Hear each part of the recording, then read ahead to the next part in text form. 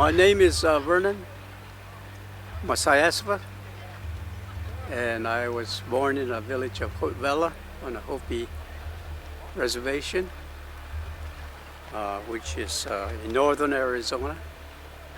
I started Black Mesa Trust 1998 to save our water. We live in a very dry area. It's a high desert, and we don't get very much rain.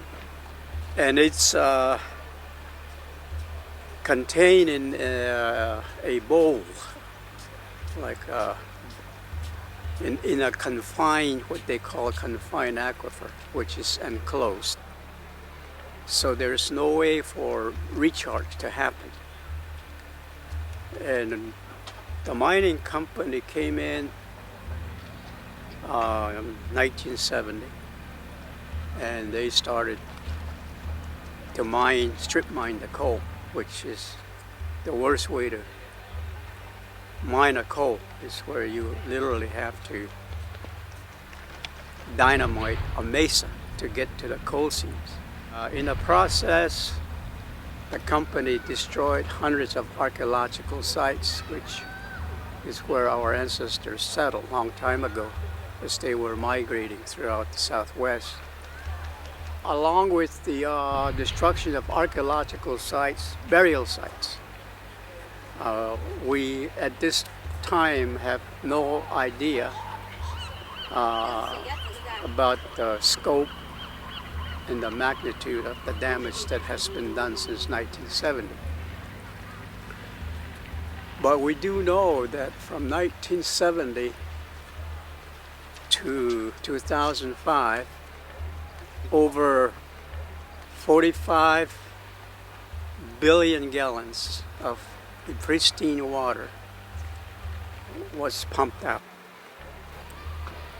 That's enough water to sustain the entire Hopi tribe of 10,000 people for over 300 years. It was gone in just 35 years. We organized Black Mesa Trust in 1998 primarily to end the abuse of our water by Peabody Coal Company, which is the largest coal operation in the world. What the company does is they grind up the coal, they mix it with water, the pristine water that's been under our land for over 15,000 years. It's very pure water.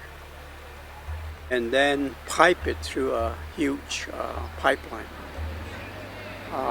from Black Mesa clear up to Laughlin, Nevada, 273 miles away. It's the largest and oldest slurry operation in the world. We want to end the mining permanently and move towards producing energy with solar. We believe it's doable, and that's what we're now trying to do. 2024 is when Peabody coal lease expires, and Peabody wants to extend the lease, the mining operations, for another 20 years, up to 2044.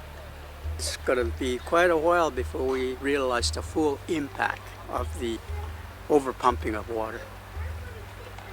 It'll be too late by then. The mining company will be gone, and we'll be left with a wreck. The Hopi civilization is the oldest living, continuously living civilization in the United States. Our villages were settled around 980.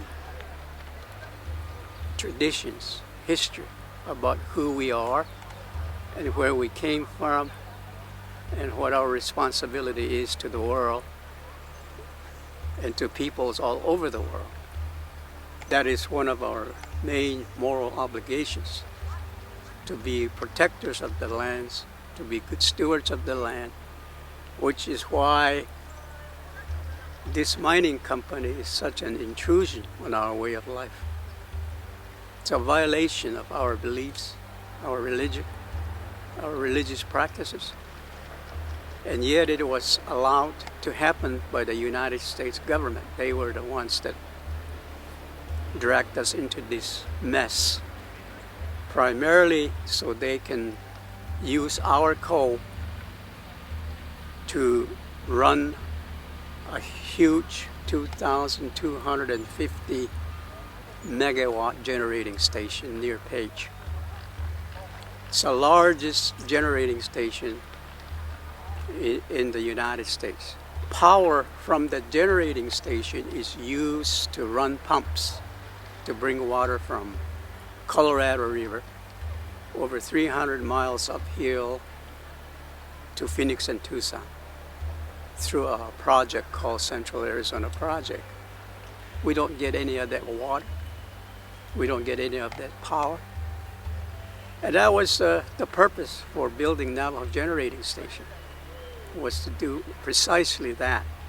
So we have sacrificed a lot. As a matter of fact, our area, it was at one time called the National Sacrifice Area, which it still is.